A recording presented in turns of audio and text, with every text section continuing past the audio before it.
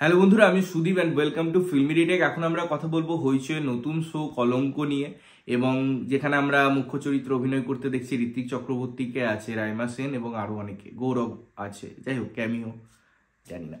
তো এই সিরিজটা আমার কেমন লাগলো, সত্যি বলতে রিডিকিউলাস থার্ড ক্লাস একটা সিরিজ, এবং আমার মনে হয় একদম নামকরণের জাস্টিফিকেশন হয়, এটা সত্যি একটা সিরিজের নামে কলঙ্ক। বিকজ এই এপিসোডগুলো জুড়ে সিরিজটার আলটিমেট বক্তব্য কি কি জন্য সিরিজটা বানানো হয়েছে এবং আমরা কেন দেখছি, এটাই আমার কাছে বোধগম্য নয়। হয়তো খুব ইন্টেলেকচুয়াল যারা লোকজন আছে তাদের ভালো লাগতে পারে, বাট আমার তো একদমই ভালো লাগলো না। লাস্টে একটা আলাদা জনার ছিল গল্পের, পুরো শিফট করে এটা একটা ক্রাইম থ্রিলারের দিকে হাইলাইট করে দেওয়া হয়, এবং অবশ্যই সেকেন্ড সিজন আনবে তারা সাকসেস পার্টি করার পর।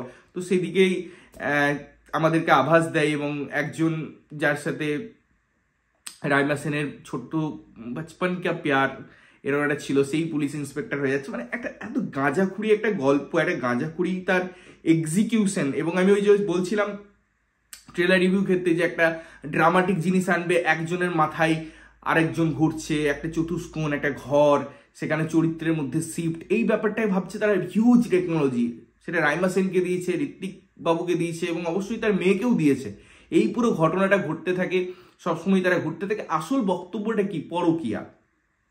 সেটা হচ্ছে না হচ্ছে, কে কাকে ফাঁসাচ্ছে, কে কাকে প্ল্যান করছে, আলটিমেট কেনা কে চাতে হো ভাই, এরকমই একটা সিচুয়েশন হয়ে দাঁড়িয়েছে। মানে মেয়ের একটা আলাদাই রোল, কেউ নেল পেন্ট করছে, মানে কি বলবো, এটা এটা এটা হচ্ছে আল্ট্রা প্রো লেভেলের সিরিয়াল একটা, যেখানে কোনো মাথামুন্ডু থাকে না, শুধু নোংরামও থাকে। এবং এখানে নোংরামোটাও তারা ঠিকভাবে দেখাতে পারেনি, মানে এইরকম অবস্থায় পৌঁছে গেছে। একটা ক্যারেক্টার থাকবে যেটা রাইমা সেনের বান্ধবীর রোল প্লে করছে, তাকে মানে কোন ভার্সনে স্বস্তিকা বলবো আমি জানি না, তাদের বাজেট হয়তো স্বস্তিকা ছিল না, বাট স্বস্তিকা ম্যাম কে হয়তো তারা নিতে চেয়েছিল, তার জন্য এই ক্যারেক্টারটাকে নিয়ে আসে। একদম অবিকল স্বস্তিকা ম্যাডামকে কপি করে গেছে, তার হাবভাব, তার চুলের কাট, তার কথা বলার স্টাইল, তার হাঁটা চলা, সবটাকে নকল করে গেছে। তো এই সিরিজটা থেকে আমার কিছুই প্রাপ্তি নেই, বিকজ আমার কাছে টাইম ওয়েস্ট এই সিরিজটা দেখা। এবং সিরিজের মেয়েটা অল্প বয়সে অকাল পক্ক মেয়ে দেখানো হয়েছে, তার ছেলেটাকে দেখানো হয়েছে সেটা আরো পক্ক, সবকিছু জানে।